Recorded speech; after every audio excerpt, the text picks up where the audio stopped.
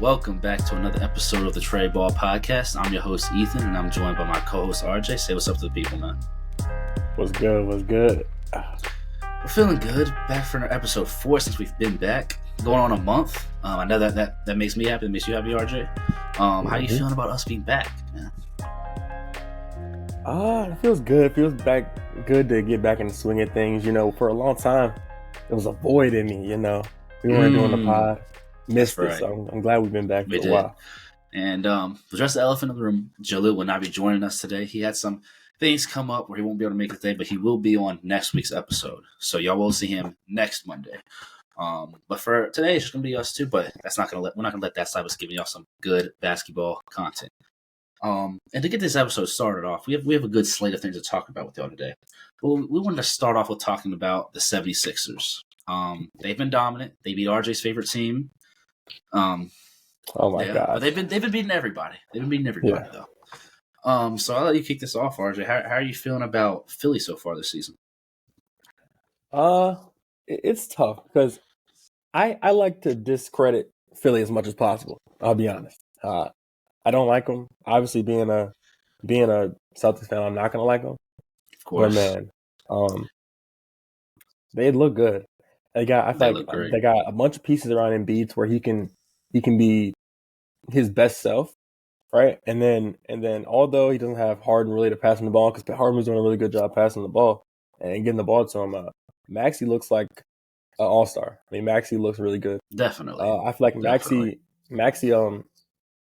he took a jump, but I feel like he wasn't. It's not a big of a jump. I could see him being this last year, but he's definitely a situational star right now. Like I feel like at certain times, like if he can hit those big shots, he can keep shooting well, he can keep getting to the basket. I mean, he's one of the fastest players in the league. I mean, he's a very good player. He could be a good piece to try to keep Embiid in Philly because, again, I know you said like his contract is still gonna keep, you know, he has a bit long, lot left on his contract. He can ask out, of course. Yeah, I mean they got I feel like they have a short period left before he acts out because the process is over at this point, you know? Yeah, I really like him too. I mean, and before I get into him, I forgot to mention this at the beginning. Like and subscribe, follow the socials, all that good stuff. You know, go ahead and do that for us. It takes 3 seconds. It's absolutely free. Helps us out with the algorithm. Helps to get us more people. So y'all go ahead and do that for us. Oh, one more thing. Man, who the fuck hit Kelly Oubre with a car? You got to see. I was gonna bring that up. You are gonna have to. Oh my God! You are gonna have to bring that up. You are gonna have to see RJ. You know how RJ is with Kelly Oubre. How you going? That's not gonna fly. I was gonna bring that up too. That's not gonna fly. I'm gonna drop some stats on you right quick, RJ. I got some stuff written down. So Philly, they're number 4 in offense and number 5 in defense. So top 5 in offensive defense. It's a less than 10 game sample size, but that's one of the keys of being a really good team. So top 5 in both is crazy. Tyrese Maxey, I'll just give you the stats right quick. You talked about him. He's averaging 26, 7, and 5 on 50, 40, 89 splits. So pretty much 50, 40, 90 splits. Yeah. Only averaging 1 TO a game, being the main guard too. Whoa. That's crazy. And it's not like 1.9. It's that is 1.0. And of course you got Embiid doing Embiid things, averaging 32-11. He's averaging 5 assists. He's playing a lot more as a playmaker. I like what Nick Nurse has going on over there for them. The way they're playing now, I could see Nick Nurse being a Coach of the Year candidate. I think he's definitely got to be one right now. Losing James Harden and still being this good.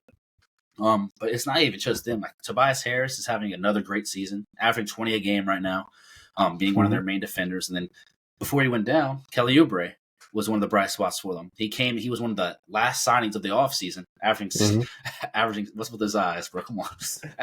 averaging 16 a game. And he's also another versatile defender and just a do-it-all type player. And then they were doing well before the James Harden trade, and after the James Harden trade, they're just getting more pieces that plug and play. Nick Batum, Robert Covington, they've just been good plug and play players for him. Defend a little bit, shoot the ball a little bit.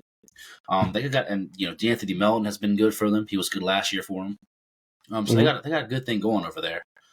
And I'm a little surprised, but not that much surprised. Like I remember when I saw Tyrese Maxey on JJ Redick's podcast. The way he was talking about ball, he just seems like the type of player that I felt like he was going to have a jump, and obviously he did. Yeah. Mm-hmm. And I really hope they don't trade for a star at this point. At least a star that's going to take the ball out of Maxi's hands, because I want to see a full half a season of this. Because if they continue on this streak and Maxi continues putting up these stats, not only is he going to be MIP probably, he'll be MIP and he's going to be an all-star. And I mean, why trade for another star guard that's going to take the ball out of his hands? You know, if they do end up trading for somebody, I want them to go for a wing.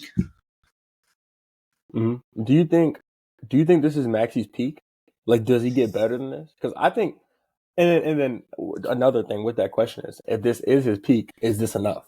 Is this version of Maxi and Embiid enough to take him home? You know, I don't know if it's enough for this version of Maxi and Embiid enough to take them home, because we've seen Embiid in the playoff. This version of the regular season Embiid and this version of Maxi, I think, is enough for at least a chance to beat these other teams. I still don't think they're going to be better than the other teams, but how we've seen Embiid in the playoffs. But as far as Maxi getting better, I mean, I have no reason not to think he can get better than what he is. I mean, it's hard to beat what he's doing right now, but I mean, he's doing this as a second option.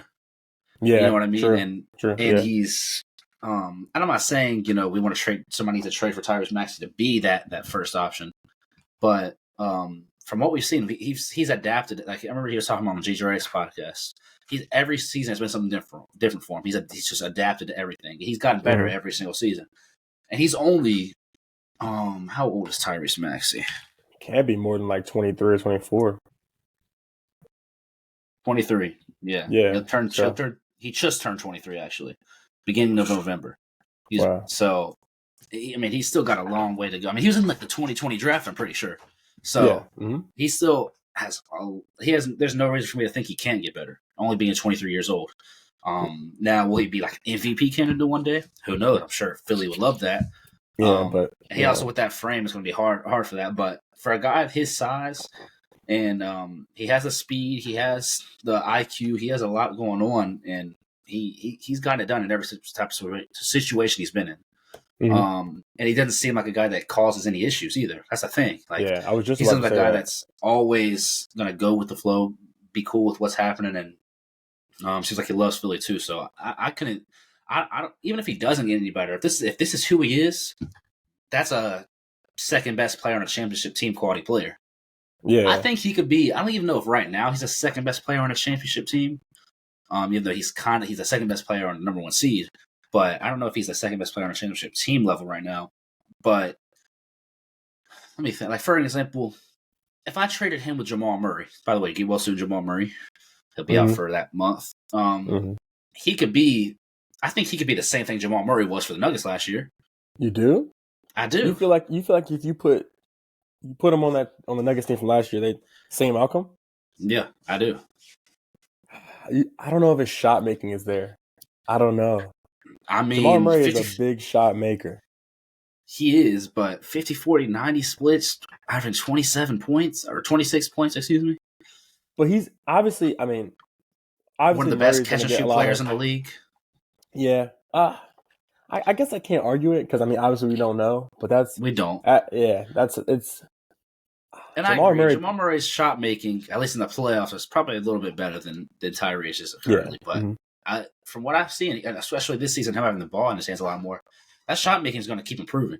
Yeah, for sure. So if this is who he is, if he's I'm not going to even say 26. If he's a 23 or 24 points a game, 7 or 8 assists, and like 4 or 5 rebounds a game type of guy, or shooting efficiently, that's a second best player on the championship team quality player. Yeah. One thing I was going to say about him.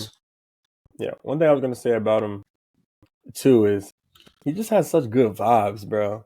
He does. Like one thing it was when Harden was there is, you kind of, to me, it felt like there's always a burden on the Sixers. Like, they never get past the Celtics in the playoffs, and that's not just me saying it because I'm a Celtics fan. They never get past the Celtics.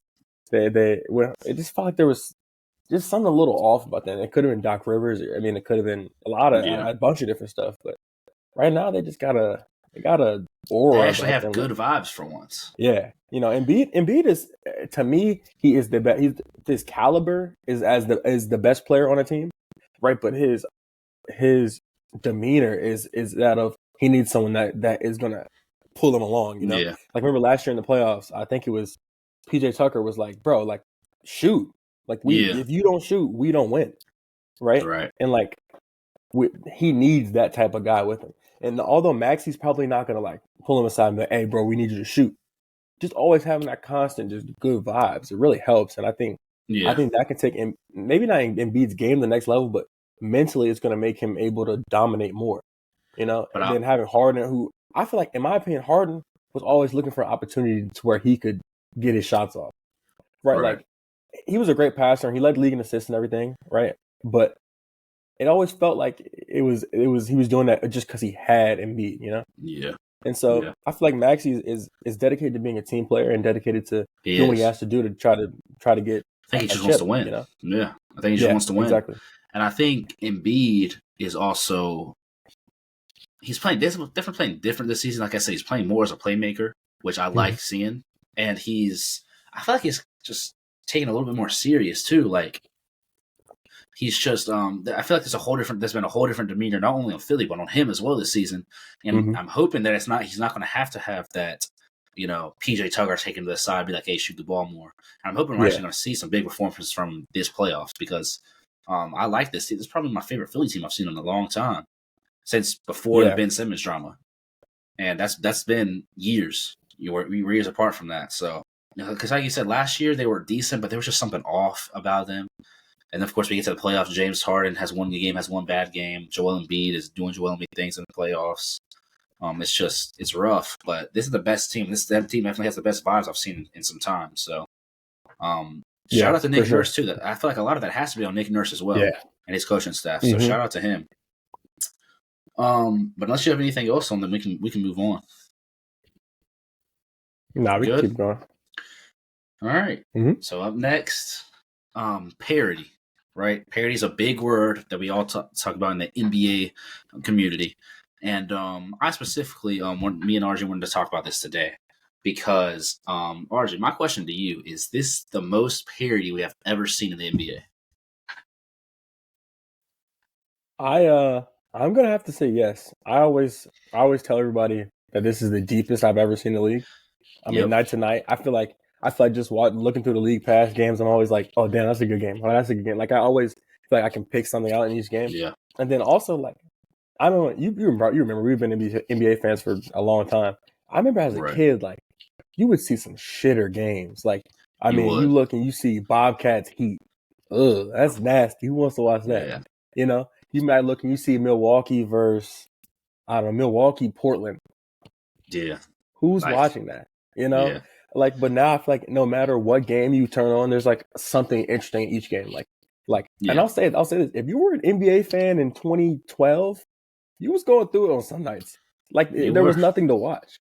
There was just some. I mean, it had to be hard to watch unless you got. I mean, obviously like Kobe, LeBron, but like not every team had a star back then. I mean, there was teams you could look at and say like there's literally nothing for me to watch unless I'm a fan. Yeah. So exactly. I feel like this is by far the most parity we've seen. I agree with you too, and this was the conversation going around last year. This is the most parity we've seen, but even this year, I feel like it's even to a higher extent because, like, I mean, let's just look at. I'm just gonna go through, look at the standings right quick and just give you some teams that everybody thought was gonna be good, right? Like, that they've had a slow start. Like, I'll just bring up my Clippers first. We're 3-5. Haven't won a game since Harden's been there. This is a team that people were looking at, thought they were going to be good. They have not been good yet. And part of that, you can say chemistry or other issues, but the fact of the matter is they're 3-5. They're not even in the play-in right now, right? The Phoenix Suns, another one. They're 4-5. They dealt with a couple injuries, but just a couple injuries here and there has them at the 10 seed, right? Even going down farther than them, the Jazz is the 14th seed right now. They're a team that last year that was making a playoff push, and they're also a team that this season they're 3-7, but they've been having competitive games and good games. I know they beat us. They beat the Clippers one night in a game that was very competitive, and they've been a competitive team. Like the Spurs haven't been a slouch this season either. The Spurs, now they've gotten blown out a good amount of times this season.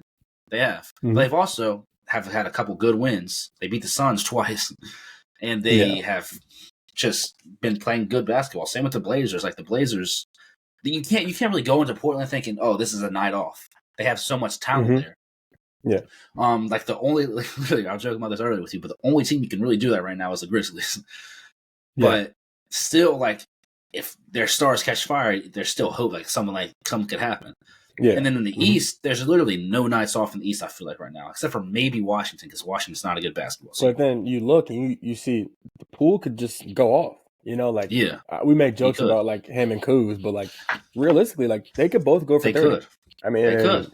Yeah. And then, like, the 15th seed right now is the Pistons. The Pistons have been playing good. They're 2-8, but they've been playing good basketball this season. Yeah. They've been playing really good basketball this season compared to last season.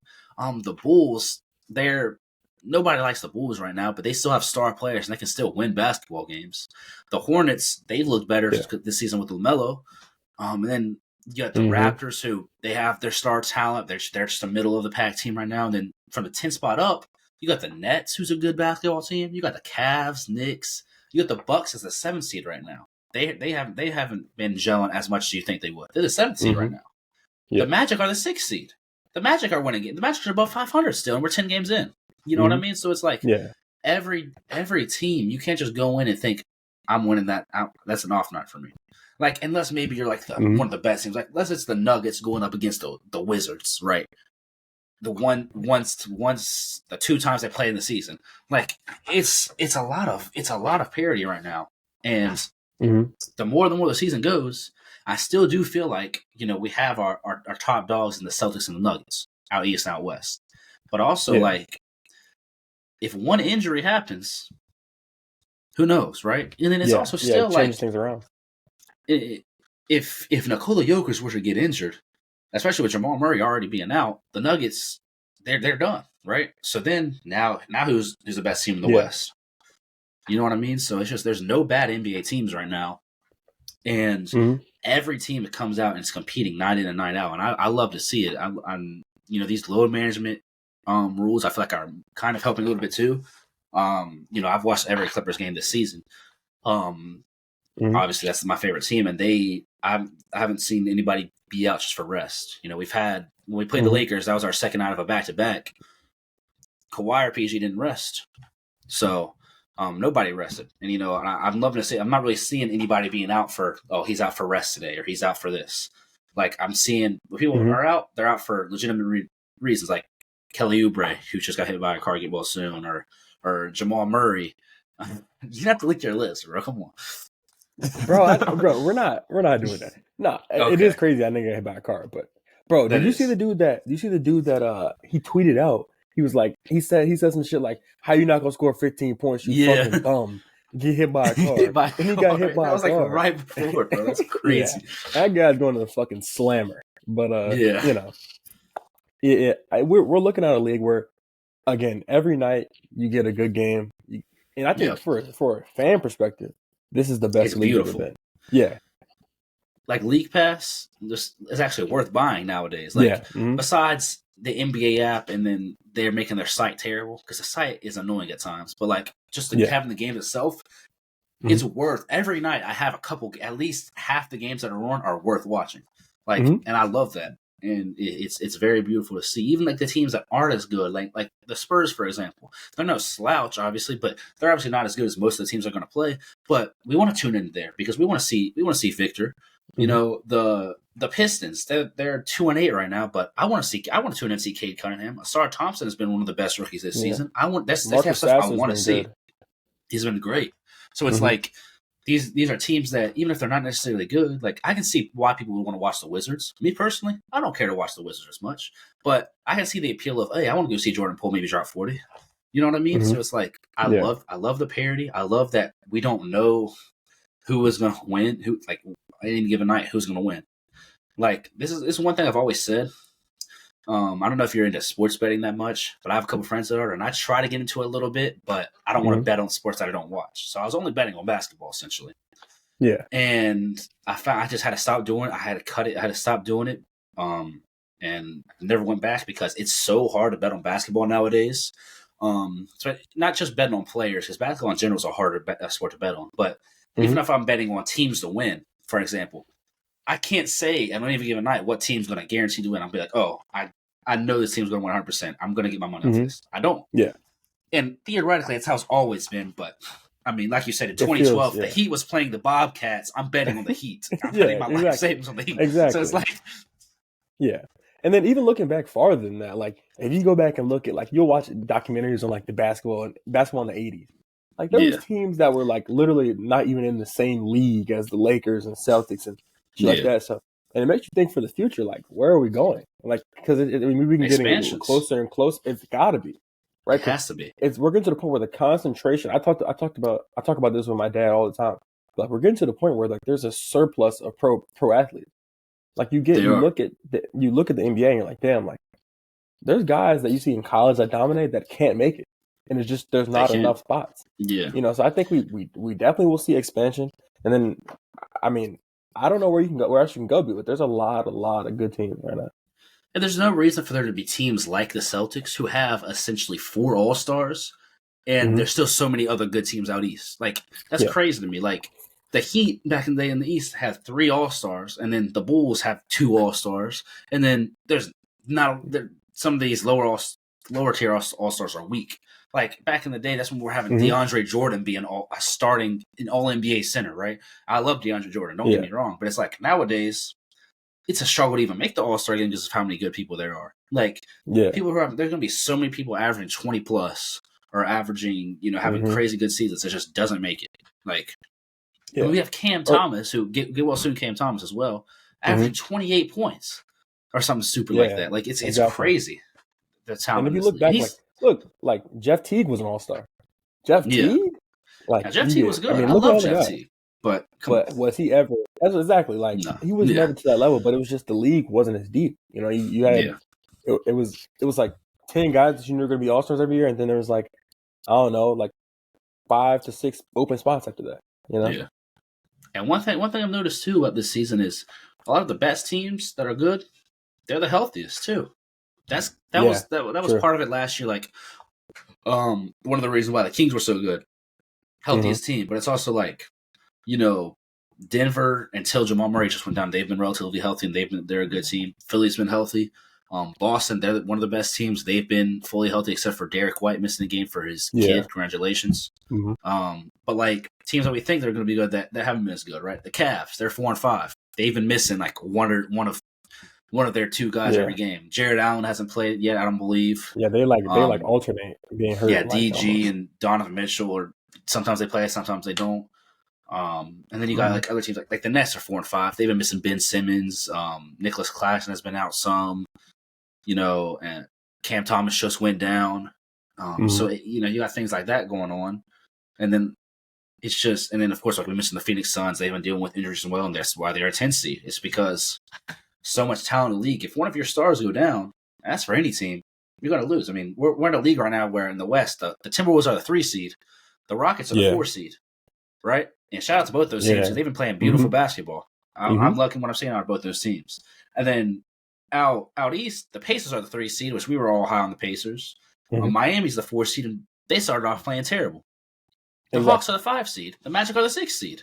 3 of the main playoff teams we had last year, 3 of the top 5 seeds, the Bucks, the Knicks, and the Cavs, are all in the play-in. Actually, 4 of the top 6 seeds, because the Nets were a top seed last year. Obviously, it's a bit different. But the Nets, Cavs, Knicks, and Bucks are all in the play-in. They were all playoff locks last year. So it's just funny to see. Like I love seeing that, and I love parity. I don't know who doesn't love parity in the league because it just makes it so much more fun. I agree. But yeah. So I guess that answers the question. This is the most parity we've ever seen, right? Yeah, no doubt. I'm glad we agree on that. But now we can move on. This kind of plays into the parity a little bit as well. The in-season tournament. We've seen a couple different days of only in-season tournament games, and I've been enjoying it for the most part. Most of the games have been close, fun games, except for Clippers getting blown out by the Mavs. But that's see, little side note, just a tiny, not a rant, but just a tiny statement on the Clippers, right? I didn't even put them in our docket to talk about this week because I just wanted to wait. I'm like, you know what? I really want to. I want to get on them. So I want to talk so bad about them right now. But I'm like, I'm going to give it one more week. If I see a couple more losses, if we lose tonight, oh man, Next episode, I will be ranting. Today I'm gonna save it though. We have been bad. But yeah, like the M season tournament, I've loved it so far. I think it was really getting bashed, but I think it's going to be good. And then I know the awards came out for it. Like it's going to be a lot of money for the coaches and stuff like that. Like if I'm a player, even if I'm not getting, which I think the players are getting money too, of course. But like if I'm a player, I'd love to see some of those back end guys on the bench get extra payday, or my coaching staff get an extra payday for just normal regular season games at the end of the day. Right? It gives if I get to the finals, I have to play one extra game, but I'm in Vegas to play that game. That's pretty cool. So like, I think it seems like the players are taking it serious, and it's working. So what do you think about it? It's first off, those courts are hideous. That's my one downside. That is my one downside right now. They did not have to do that shit. They look terrible. They do. Right? How are you gonna fuck up the parquet and put? It just looks terrible, right? But as far as like the actual like, the basketball, I'm not a huge fan. I thought I'd be a bigger fan. It's really? It feels like they're just playing. It might also be because right now they're in the group stage, right? So there's a lot more to it. Like we're not to that level yet. But it feels like it's just basketball. It feels like there's just. There's not, which again, they're in the group stage, so then it's not necessarily gonna feel like a tournament yet because you're just playing. It's like you're just playing everybody. But we'll see. I'm interested to see how it feels and how it looks when we start to get to like the tournament part of it. And you got some people really putting it on the line for some money. Because as of right now, they have it is still regular season games. Like they all are regular season games until you get to that tournament part.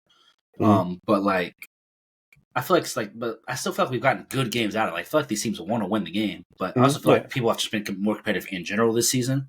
I think that's part of it. But then you're still going to have like like the Mavericks blowing out the Clippers. Like that's still going to happen in some of the, even though they're tournament games. So I feel like I do feel like the players care about it, but I feel like they care about it at the same level as the regular season right now. I think it would be a lot better if the NBA didn't promote it as much as they have been, which I get it. I get why, but but like the courts and the like even like in the NBA app, it won't say just a regular, it will say in season tournament. So it's like, and that's like a full day's worth of in season tournament game. It's like, okay, I don't think we got to do all of that. I get it though. I get it, but I am interested to see what it will be. But in that tournament, of course, and how much more like a playoff games they feel like. Because that's my thing. If the in-season tournament games actually feel like a playoff game, I feel like that's going to be huge. As of right now, they feel like regular season games because that's what they are. When they get to the tournament part, and especially that last game that's going to be in Vegas, if it feels like a playoff game, then I say it's automatically a W. Yeah. How are they? Because I'm a little. I don't know about this. Is it so like when they get to the tournament part, are they playing more games than the rest of the teams, or like how? I don't believe so. I don't know how they're going to do that. I don't know how they do it. I think it's like I have no clue how they're going to do it. Actually, I just know right now they're going off of wins and losses and then point differential. If it's a tie in their group or whatever.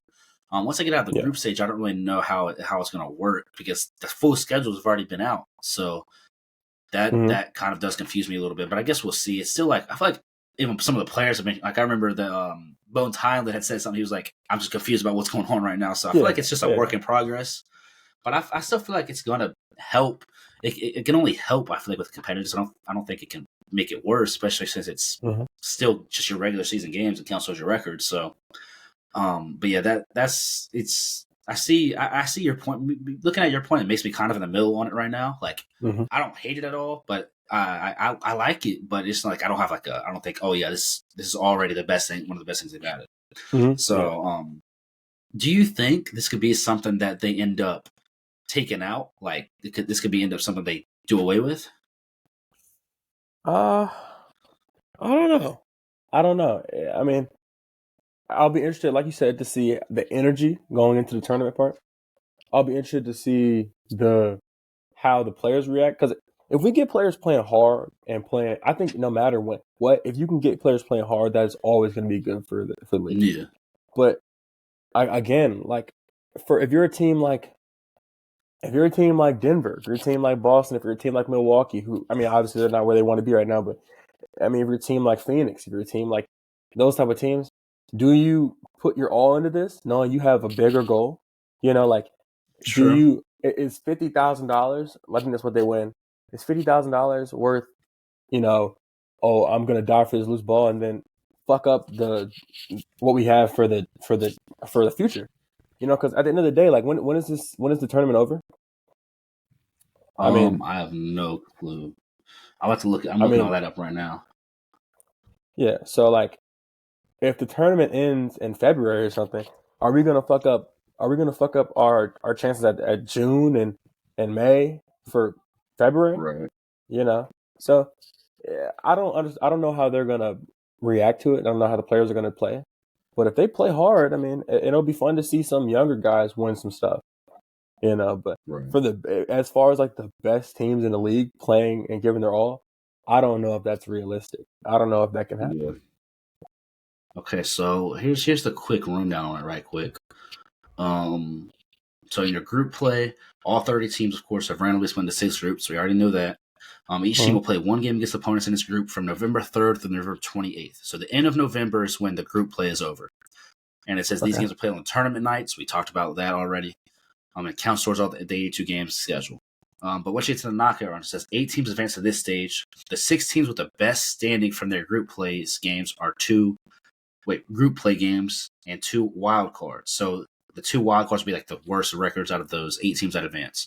Mm-hmm. The team from each conference with the best record in group play games but finish second. This stage is single elimination, quarterfinals, semifinals, championship. So how does, let's see here. These are the standings, but if either 2 more teams are tied within the group, we already know about that. Okay, when does the knockout round start? The knockout round begins on December 4th and it features 8 teams. The final 4 teams travels to Vegas, and where a champion will be crowned on December 9th. So it ends on December 9th. So that also is a little bit more doable too, because that's a good amount before June. Mm-hmm. I like the dates on it. I'm still a tiny bit confused on the knockout rounds and how those, because I'm assuming those still go against go into your record. So I don't really know how that works. It's not really explaining it to me, and I'm on NBA.com. Yeah. So I guess we'll have to see. But and the prizes, it didn't tell me the prizes either. But yeah, it was like 50,000 per player or something like that. Well, I get what you were saying about not want to risk that for just the money essentially. And I guess you get a trophy or whatever. But I mean, but I could also see the younger teams, these like the Magic, for example, and the Pacers, for example, who are good teams this season. Nobody expects them to win a chip, but I can see them putting their all on to go for that. Yeah, it's a good thing to start off with. And I mean, I could be wrong because the other day I saw Frank Vogel actually saying like, "Hey, like this is one of our goals going into the season. Like we wanted to win the first in-season tournament. Like we wanted to be the team that kicks this off. So maybe they will put their all into it, right? But Maybe. Who knows? Do you think it becomes a problem? And this will be my last question on this topic. But do you think it becomes a problem if it becomes a thing to where like I said, one of those good teams, but they're good young teams, but nobody expects them to even to get out the first round. Even like, does it become a problem if somehow a team like the Houston Rockets wins it? Does it become a problem? Well, why would it be a problem? I say that because if somehow, I say that in the sense that the teams with the vets that we expect to really go in, that expect to win a chip, aren't caring as much about it. And then one of these younger upcoming teams, or even younger teams that are middle of the pack, that we don't even consider past the first round, even a playoff lock, wins it. Do we think people might get turned off by that? Oh, the Rockets ain't even a good team, and they're winning this. Nobody cares about this. You know what I mean? I see both sides of it, right? Because like I said, like we know the better teams have bigger goals, right? But right. I think also part of the reason the NBA even added this was to keep teams from tanking, right? Like true. That's one thing they hate. They don't like that, right? So they want everyone to be trying to win games, right? And you can only stop tanking so much. I mean, You know, Yeah. if the team, like teams were going to tank last year for Wembanyama, like it was just inevitable, right? But I will say that that I feel like that's what the league wants. The league wants these younger teams to win it.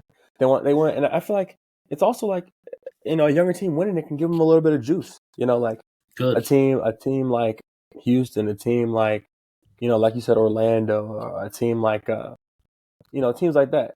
And then say if someone goes on a little run, say if Charlotte takes a run, goes on a run, and they win something. Just a team like that. I feel like that'd be great for the league, not only the league, but for a lot of these young guys and a lot of the young rebuilding franchises. So I feel like not only would that not be a problem, I feel like that's what they want to happen. Yeah.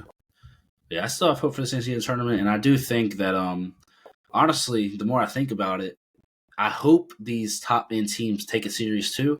But I wouldn't even be surprised if I saw a team like the Rockets win it, just because we know they're a decent team, and maybe not even the Rockets. They have a lot of guys that are paid over there, but like a team with like the Pistons, for example, right? They're one of the worst teams, but like we don't have a lot of people on huge contracts over there, right? It's like a lot of young rookies or second contract guys. So like, what if? I would love to have an extra $50K. We know these guys are getting paid, but like some of these guys aren't getting paid what we think, especially after tax and stuff like that, right? So like, who wouldn't want that extra money? So I think it overall is going to be good, and if it does stop that tanking or make it more competitive, I think it's going to end up being a W. So I agree. Yeah, but overall, good so far. Just got to change those courts. I need them to change the courts this season. Like, use the regular courts or the City Edition courts or something. Or why not? Why not just do like they used to do with the finals logo and just put the in-season tournament trophy behind the logo in the middle of the court? Changing all the colors is crazy. Yeah, it looks really bad. It looks really tacky. It does. But moving on, go ahead and move on to our Reddit question of the day. I came up with this one myself. We talked about the City Edition stuff a little bit, and I just brought it up. I said they could use the City Edition courts, but we'll get a little negative. We like being negative over here. So we're going to talk about these City Edition jerseys. I think everybody knows they've been pretty bad. So me and RJ each came up with a list of our top 3 least favorite / worst City Edition jerseys. Now, of course, this is all subjective. It's all opinion-based, but in my opinion, all these City jerseys are terrible. But I have my 3 worst. You want to go like from 3 down? Yeah, let's start at 3. All right, I'll let you kick it off with your 3rd worst jersey. My 3rd worst, and I wanna make sure I got it right. I need to make sure I'm looking at the right thing, because I don't wanna put anybody on blast. I don't need to be put on blast, but I'm gonna start off with Brooklyn. Their city jersey is terrible. Yeah, it's like the bubbles. It's like the camo, kind of, not really camo, but kind of looks like that. Yeah, it's like, hold on, let me make sure I'm talking about the right. Yeah, it's like camo. What? Who? It's got a whole lot going made on. This shit. Yeah, it's just too much going on. And Brooklyn has had good city jerseys before. They have. Like in the past, everyone. They always have clean jerseys in general. Yeah, exactly. But man, who signed off on this? They are terrible jerseys. All right, but you the only reason I don't have them on my list is I have the 3 I have. I feel like are even worse. My number 3, I like to call it the barcode. The Memphis Grizzlies barcode jersey. Oh, yeah, those are really bad. I get it. It's supposed to be a MEM for Memphis, but it's literally just lines. It's just 3 lines, 3 lines, 3 lines, and that's it. It looks so tacky to me, bro. I don't know if it's just me. It's terrible. But I think it literally looks like I could go up and like scan it with my phone and that pull me up to like their team website. Like that's what it looks like to me. Yeah. So it's like it just looks so tacky, bro. I'm debating 1 and 2. I mean, they're really bad. 1 and 2 locked in. They're both really bad too. Yeah. Okay. Let me take a look. I'm gonna look up these. I mean, hold on, because actually, you go ahead with your number 2, and I'm gonna figure it out. My number 2. Mm-hmm. All right. So my number 2 is the Miami Heat. They're the Heat culture jerseys. I think they are. I think it's just so like Heat culture, whatever. Cool. Everybody talks about it. We don't gotta put it on a jersey. That's just so tacky. Yeah. Like, and then the cultures are bigger than the Heat logo. It's like, come on, this is just so tacky and so weird. Like, now, like, it makes me want to not even ever say Heat culture again, and then putting that on a Heat jersey. Yeah. Like that's type of thing. Then putting that on a jersey and putting it on merch, they're going to go out in the first round because of that. Yeah. Mm-hmm. Yeah. So that's such a bad jersey for me. I think I got it figured out. It was a split. All right. Split second type of thing. But the only thing that I'm gonna go Heat at number 2 as well. But the only thing that's saving them is their court. They have it's actually a pretty cool thing. It was like some cool like statements that they go by or whatever. I thought that was kind of cool. But so you got the Heat at number 2 god as well. awful jerseys. Yes, it's terrible. Have you seen the shorts that go with them? They look like gym shorts. They're terrible. They're really, really bad. Oh, so we might have the same number 1 too. These same jerseys suck. All right, go ahead. You drop your number 1. All right, number 1. I had to go Indiana, bro. They are really bad. They look like someone made them in an Adobe editor and then just put a gradient inside. And then it wouldn't nearly be as bad if the color scheme was right. It's like they're not. Yeah. It's like the blue they use is a terrible blue, and they use like a neon yellow, and it's like Indiana. Hey, that's not you. That one's not you. That's not. You know what's crazy though, bro? I didn't like this when I first dropped, but I actually see them on court. I don't even mind them. I can't lie. I don't like those? I don't like them. I don't like any of the city jerseys really. But I hated them when I first saw them like drop. But when I actually saw like all the players and them playing in them, I don't think they're nearly as bad as these other jerseys that I'm going to have from round number 1. I don't think they're as bad as Heat or the Memphis either. I think they're a good jersey. Like, would I buy this jersey? No. Would I buy any of these jerseys really? Probably not, except for a couple. But compared to my number 1, I don't. I mean, I can see why the color scheme is a little weird in it, but it's okay. I'm just dropping my number. My number 1's the Denver, the 5280 on the jersey. Yeah, no, that is really bad. I think that's so tacky. We know Mile High City or whatever, but like it's the same thing with we're going up to that altitude. It's the same thing with the Miami Heat culture stuff. Like it just has a 5280 with like a little mountains in the background and then just plain. Like I have a 5280 on a jersey, and I have the number on the front of the jersey. Imagine if I'm a casual fan, I've never really watched. Or if I'm a new fan, never really watched basketball before. I'm like, what is going on? What number is this guy? That's what I'm going to be thinking. Yeah. Oh man. So like, yeah. I hate the jersey. The back of the jersey looks okay, but the front of the jersey, I hate it. I'm just like, what? Like, I understand. Like, I feel like they just going like they just had to go like tacky stuff with most of these jerseys, like the Heat culture, the Denver Nuggets. Either teams overdid it or underdid it. And no one really gave enough. Like I think Toronto has good ones. I like Detroit's. Houston. I like Boston's. Houston's are really good. The thing with Boston is it kind of sucks to be a Celtics fan sometimes when it comes to like cool jerseys, because they're just never going to go too far away from. They just stay the basic regular. Yeah, I think Charlotte's pretty good, but they're pretty basic, like what they usually do. There's some honorable mentions for bad ones though. God damn, I think the Hawks suck really bad. Milwaukee, bro. I don't even mind Milwaukee. Really? When I've seen them on the play, like I wouldn't buy any of these jerseys except for maybe Houston. But I don't like the blue. But I think we've seen them. I think most of these jerseys are worse. But New York's okay, but like that's pretty basic too. Like what we're used to seeing. Yeah. Oh, man, there's a tiny bit different. Minnesota's is bad too. Minnesota's is bad. The water that looks tacky. It does. Washington. What are we doing? Washington is like, are we in the 15th century? You know, like, but like honestly, when I saw one of the players, they didn't look as bad, but it's still not good. I was gonna say that I saw it last night or whenever they played last. It didn't look that bad, but just looking at it, like if I was on a website, I would. There is no way I could click that button. Oh, no way. My other least two favorites, probably the top 3, was Atlanta and Chicago. Atlanta is like it's literally in time. Chicago's is literally just Chicago, and then like I could get that jersey at Ross for $15. That's what it looks like. I'll give you that, but I like that they didn't do too much. They didn't do too much, but I feel like they didn't do enough either. Yeah. So. And then Atlanta for me, they're literally in Times New Roman font. Like, come on. Yeah. That I think that's Times New Roman. But I'm like, what are we doing? Lowercase letters? Are we serious? That's Yeah, what that feels a little like, what are we it doing? feels weird. Like, who designed these? Who agreed to this? Yeah. The Because Clippers. these people are working for Nike. The Clippers one's bad too, but it Yeah, doesn't look I'm as bad sitting there on looking at it. them. It's a chill. It's chill. Like at least y'all didn't do way too much. They didn't do too much, yeah. But yeah, we can go ahead and stop being negative though. That's the city jerseys. They everybody knew they were bad, so we just had to go ahead and give them our least favorite. But yeah, unless you got anything else, or I think we're pretty good.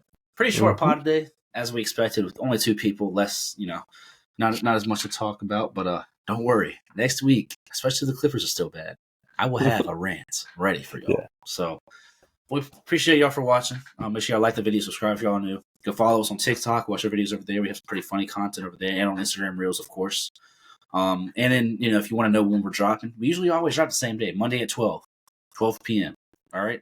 But if you want to know when we drop, also subscribe, like the videos, turn the notifications on so you get those YouTube notifications, and follow Instagram specifically because we always post as soon as we drop over there too. So that would help you out. That way you could just be the first people to watch this beautiful content.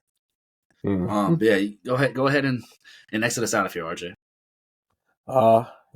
Just stay up to date, stay tuned in.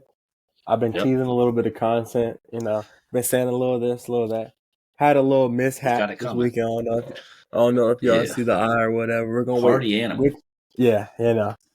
All I'm gonna say is, we won a little conference ring or whatever, so I had to get right yesterday. But yeah, stay tuned for that. Once I get back to 100%, once I, get rid of the battle scars, you're gonna get right. Right. But all right, y'all, it's been Trey-Ball. We'll see you next week on Monday, and we will have Jalil again. So full squad next week, and we appreciate you for watching. Peace.